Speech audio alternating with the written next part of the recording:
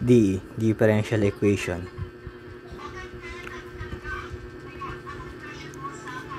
Higher order partial derivatives. Higher order partial derivatives are defined similarly to the higher ordered ordinary derivatives of function. For the function f of x, y, the second partial derivative with respect to x is simply taking the ordinary derivative of the function with respect to x twice y held constant. Consider the function f of x, y is equals to x squared times y cubed. The partial derivatives are as the follow: df dx and df dy. df dx equals to 2x y cubed. df dy equals to 3x squared y squared. If we take in again the partial derivative of this function, this is called second partial derivative. Second partial derivative of the function f with respect to x. Second partial derivative of function f with respect to x and y. Second partial derivative of the function f with respect to x and y. And x. Second partial derivative of the function f with respect to y. Using the following notation for the partial derivative. In this case, with respect to x, then the second partial derivative will be written like this: f of x f subscript xx equals f subscript xx, and the other partial derivative are also follow: f subscript xy equals f subscript xy, and so on. The second partial derivative, which involve multiple distinct input variables such as f subscript xy and f subscript yx, are called mixed partial derivatives. Getting again the partial derivatives gives third order partial derivative and onwards. The concept is similar to higher ordinary derivatives. Here are some samples of third order partial derivatives of function of two variables. For the first one, the process are followed: taking partial derivative of the function with respect to x give us f subscript x, then again taking derivative with respect to y, it give us f subscript x y, and finally taking derivative with respect to x, so it give us f subscript x. Example: evaluate all second order partial derivatives. Number 1, f of xy equals cos 2x minus x squared times e raised to 5y plus 3y squared.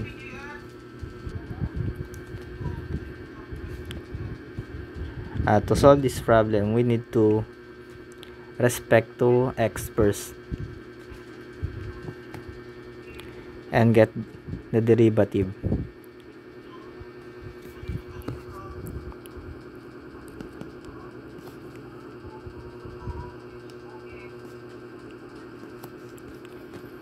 Cos 2x is equals to negative 2 sine 2x, and negative x squared times e 5y, e raised to 5y. Since constant yung e raised to 5y, magiging 2x e raised to 5y. Then since constant yung y, 0 yon. So this is the final answer for first order. Then second order naman na naka-respect sa x ay derivatives lang ulit natin yung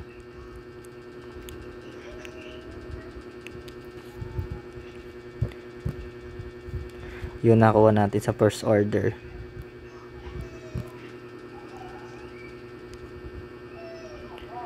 Second order na, bali kung Kung i-derivative natin yung nakuha natin sa first order, tapos naka-respect sa x, magiging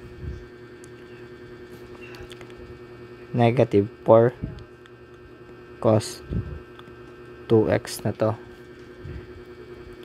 And then, magiging 2 e raised to 5y. Y ito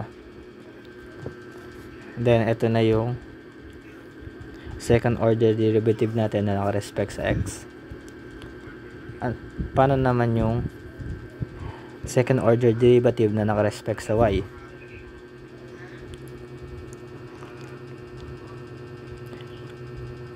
Una, kuhanin muna natin yung first order derivative na naka-respect sa y. Since cos 2x to, constant na yung cos 2x, kaya 0 yon pag naka-respect sa y. Then, dito naman, magiging negative 5x squared e raised to 5y. E negative 5x squared e raised to 5y. And then 6y.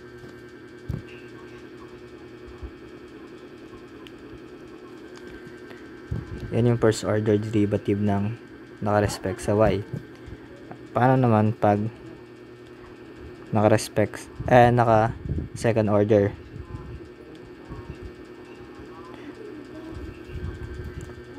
Ang gagawin lang natin ulit is i-derivative natin yung nakuha natin sa first order. So, magiging negative 25 x squared e raised to 5i then plus 6. Yan yung second order derivative. Then, para makompleto natin itong hinahanap natin all second order derivative, kailangan natin i-respect sa x, tapos pag-iari natin makuha yung first order derivative ng x, kailangan naman natin i-respect sa y. So okay, pwede na natin kopyahin yung first order derivative na naka-respect sa x. Negative 2 sin 2x, negative 2x e 5y.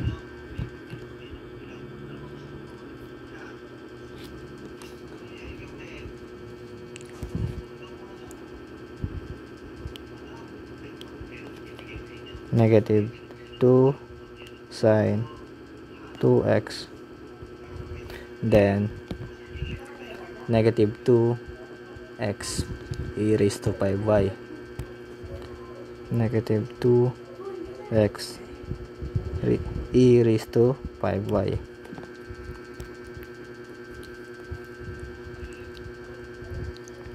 And then respect naman natin sa y. So yan, pag derivative natin siya naka-respect sa y, so wala na to kasi constant na. Then ito na lang matitira. Pag naka-respect sa y, magiging 2 times yung exponent niya na 5y, derivative nun magiging 5x e raised to 5y. Simplify, negative 10x e raised to 5y. Ayan yung second order derivative kapag ni-respect sa x saka ni-respect sa y. And then kahit na baliktarin nyo yung gamitin, halimbawa una nag-respect muna kayo sa y tapos nag-respect kayo sa x, parehas pa rin yung kakalabasan na sagot. Para sa number 2, respect muna natin sa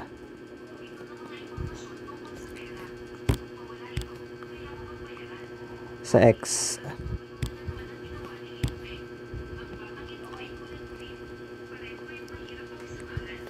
So magiging x ay magiging y squared cos x. Then second order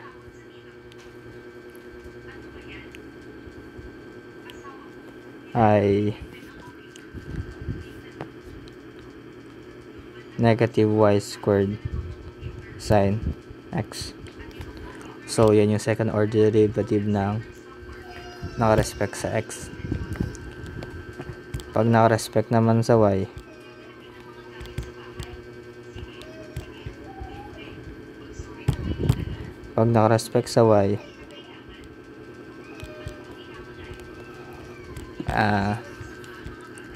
magiging 2y sin x. 2y sin x. Second order derivative niya is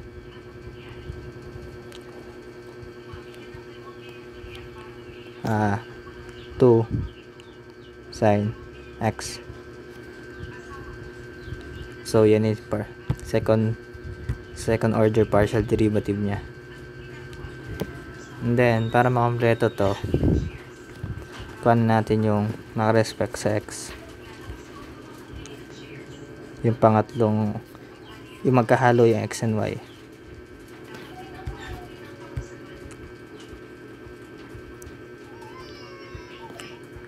Kuhanin na lang natin yung naging sagot natin kanina, x squared cos x.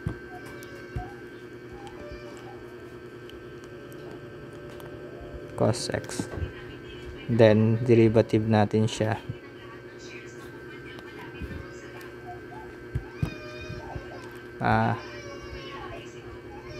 since second order pala, magkakalimutan yung exponent na parang exponent, pero yung order nya x saka y. Differentiate lang natin to na naka-respect sa y. What ay y pala to, y squared cos x.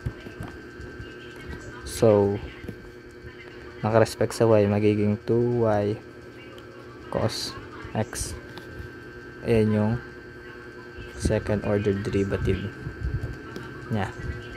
Pag sinabing all second order derivative, kailangan hanapin yung tatlo na yan, yung naka-respect sa x na naka second order derivative, naka-respect sa y na naka second order derivative, tapos yung maghahalo x and y. Kahit pagbalik rin yun, parehas lang, hindi magiging sagot. Proof natin. Sige, pag naka-respect sa y ay mali.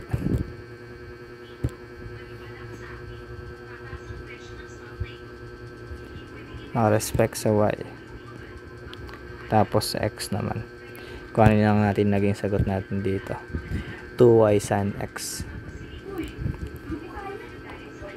2y sin x.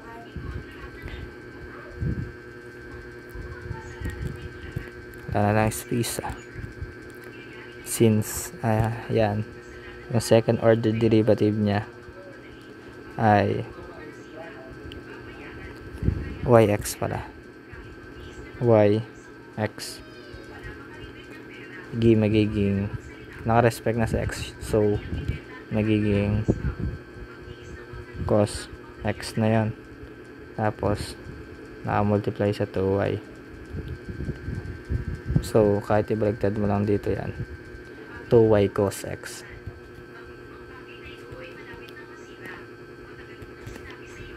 Yan yung final answer. Tingnan natin kung kamukha.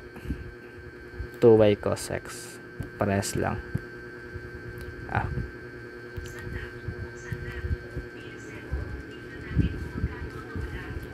For number 1 and 2. How about number 3? Ito Sa 3 naman, magkaibang situation. Function of x, function of na naka-respect sa x, tapos i-respect sa y, i-respect sa c, saka i-respect sa c. Step by step. So, let's find the answer. Una, naka-respect sa x. Subscript yun.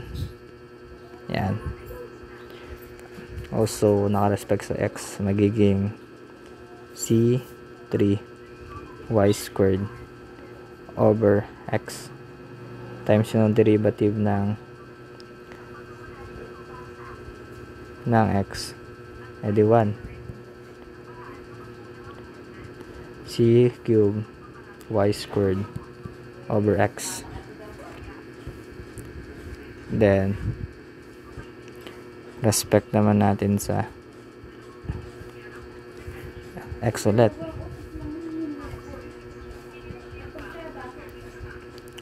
Since nasa ilalim yung x, magiging negative yung nasa ibabaw. Tapos magkakaroon ng squared sa ilalim. So, ano next yan? I-respect natin sa y.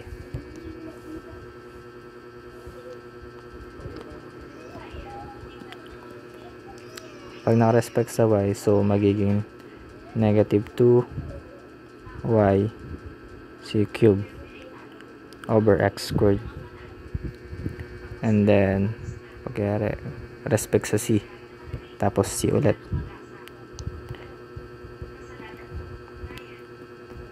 Pag naka-respect sa c, so magiging negative 2 times 3 yung exponent ng c, magiging negative 6y, tapos minus ng 1 sa exponent, magiging 2 x squared, and then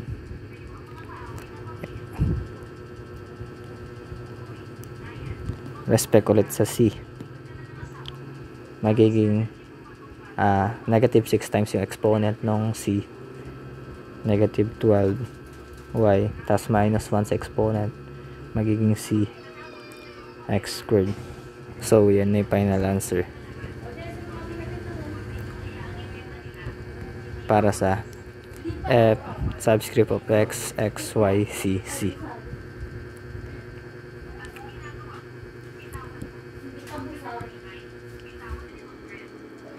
For activity 1, number 1 is f of x, y equals ln xy minus x raised to 4 times sin 6x plus xy. Hanapin lang yung first order derivative. Yung lahat ng first order derivative. So, let's find out.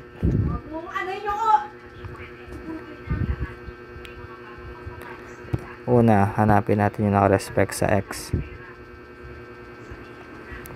Since first order lang naman, 1 over xy times yung derivative ng xy minus 4x 3. Ay, naka-multiply pala siya, so hindi natin magagamit yung basic formula, product rules.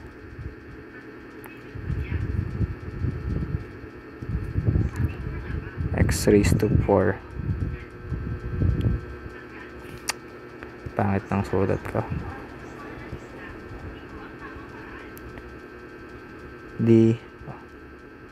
dx sin 6x plus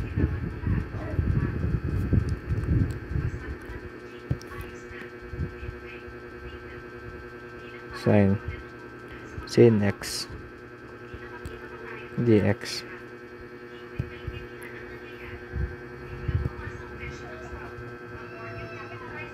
times derivatives ng x raised to 4, and then xy, since naka-respect sa x yun, magiging y na lang, and simplify.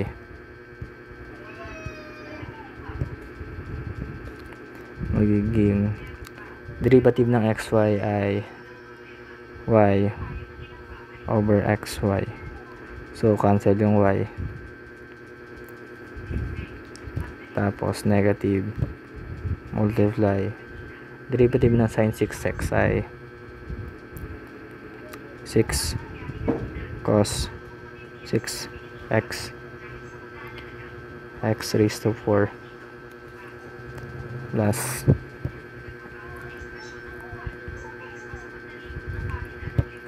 sin 6x tapos yung derivative ng x raised to 4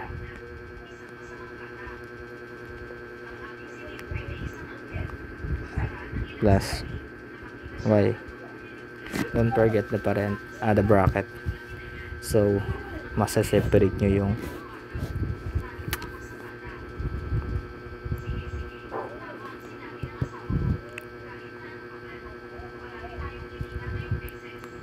then simplify na to is 1 over x minus 6 x raised to 4 cos 6x minus 4x 3 sin 6x plus y. Ito na yung final answer.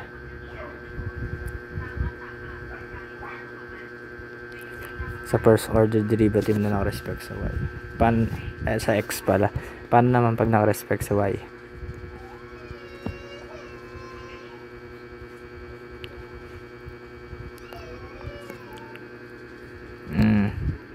Pag naka-respect sa y,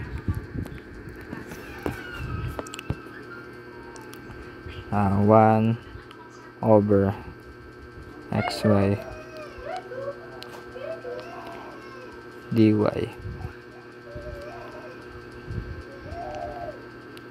then derivative nun xy since x raised to 4 sin 6 times sin 6x ay constant, so wala na yun, 0 na yun, plus x kasi ang derivative ng xy ay x, so simplify lang natin. Ang derivative ng xy ay x kapag na-respect sa y, so ang magiging sagot natin ay 1 over y plus x. Ayan na yung final answer.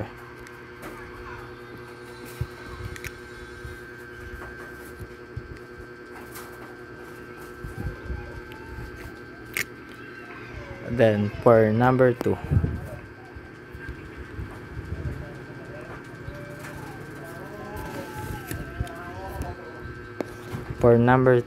so hanapin lang ulit natin yung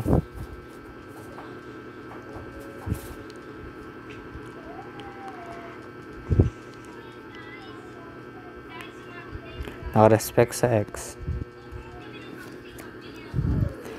derivative ng sin xy plus 4x squared minus times y raised to 2, so y cos xy plus plus 8x y minus y raised to negative 2. So yan yung sagot sa pag naka-respect sa x. Pag naka-respect naman sa y,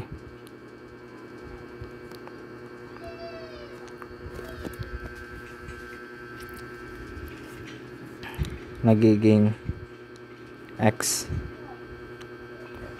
cos xy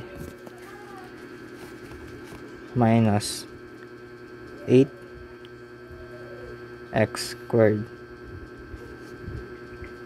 raised to negative times y raised to negative 3. So yan yung final answer.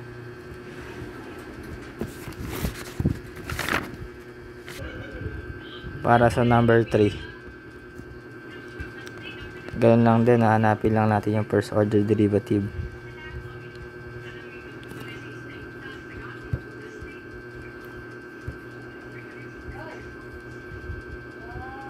Respect sa x, tapos ang derivative ng exy ay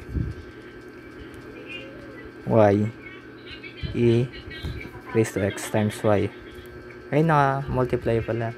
So, hindi natin may apply yung basic formula. Gagamitan natin ng product rule.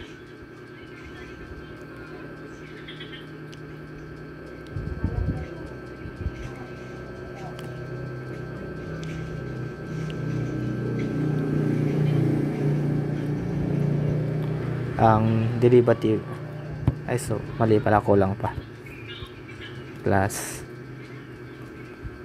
sin x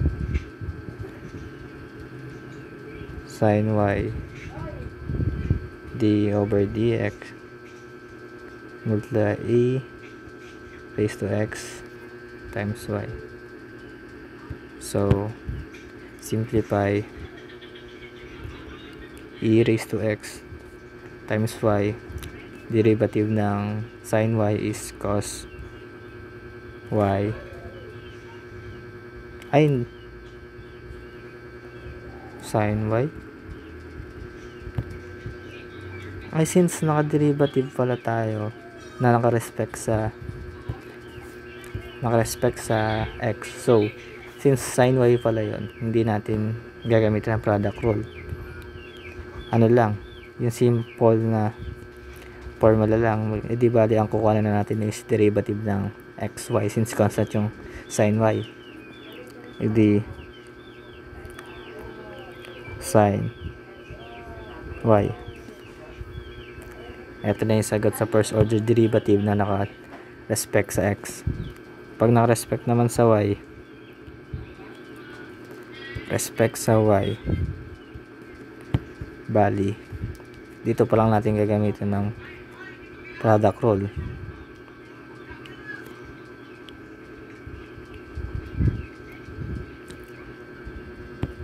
Respect sa y. So sin y plus sin y, baka nalilito kayo, ano lang yan, product rule sa derivative. Basic lang yan, basic rule. So e raised to x times y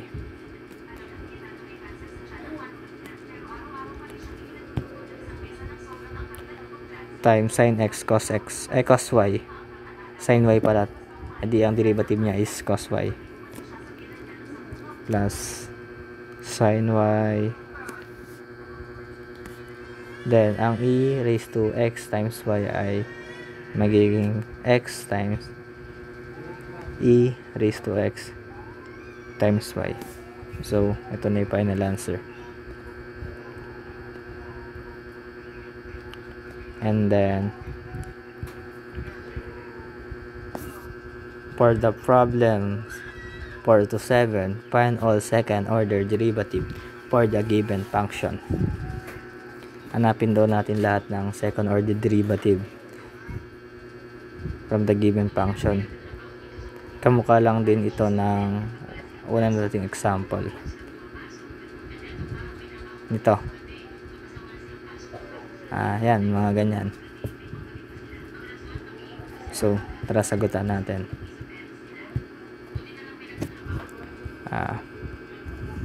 Huwag maliliit sa variable, parang yung f equal lang sa h yun, mga ganun lang, pare-pares lang din. So respect sa x muna,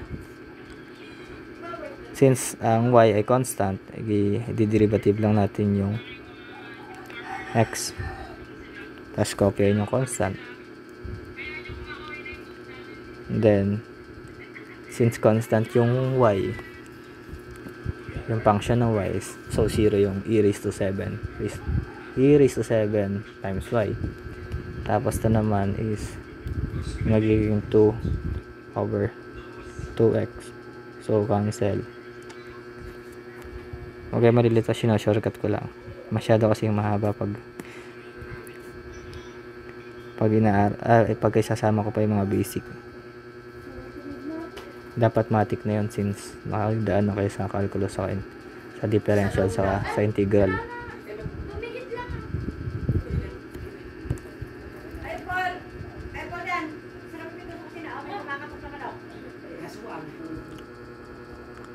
So, yun. Hanapin naman natin yung respect sa y.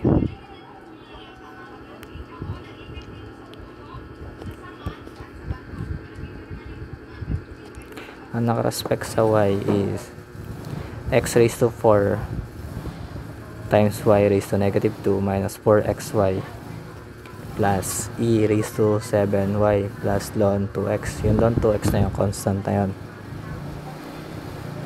Ay! May mali pala ulit. So, kailangan pala natin ay kuhanin yung second order derivative. So, kailangan ay kuhanin natin yung second derivative ng respect sa x.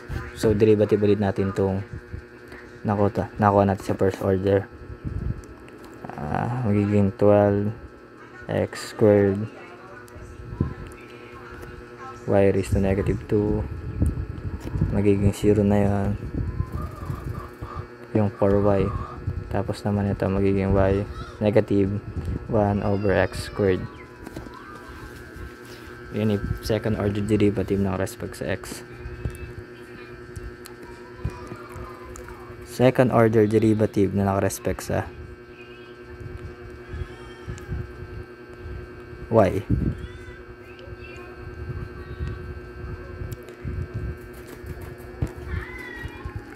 Ang first order derivative ng naka-respect sa y is negative 2 x negative 2 x squared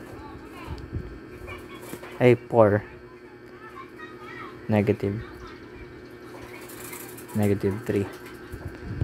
Since negative yun, negative 2 minus negative 1 minus 1, sorry, magiging negative 3. Then still remain yung x raised to 4 since constant yan, kakopyahin lang. And then 4x, dahil yung negative 4x y, kung ano yung derivative, magiging negative 4x na lang. Then ito namang e raised to 7y, magiging 7 e raised to 7y pa. And then ln 2x ay constant, so 0 yan. Kung ano yung second order derivative,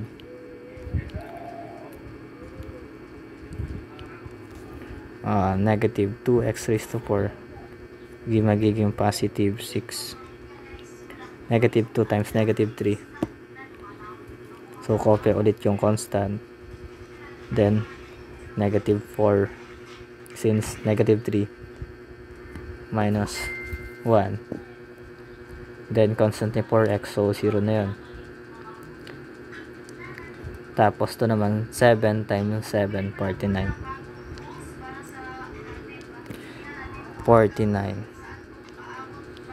e raised to 7y. So ito yung second order derivative na naka-respect sa y. Paano naman yung mix ng x sa y? Copy lang natin yung naka-respect sa y. Negative 2 x raised to 4 y raised to negative 3 minus 4x plus 7 e raised to 7y. Eto.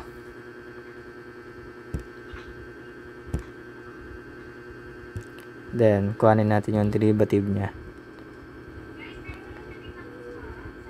Yung second order derivative niya by respect naman natin sa x.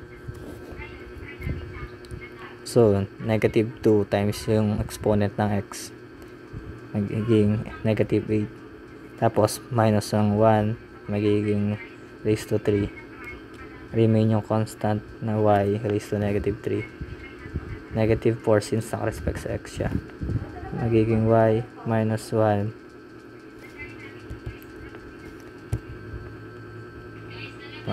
1 minus 1. So, magiging 0 yung exponent niya. X raised to 0 is 1 times 4. Tapos, constant na to. So, 0 na to. So, ito na yung final answer natin. Kailangan yung tatlo na yan makuha nyo palagi pag hinahanap yung second order derivative.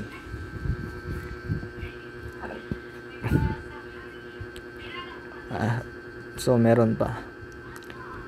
Susunod na lang yung iba.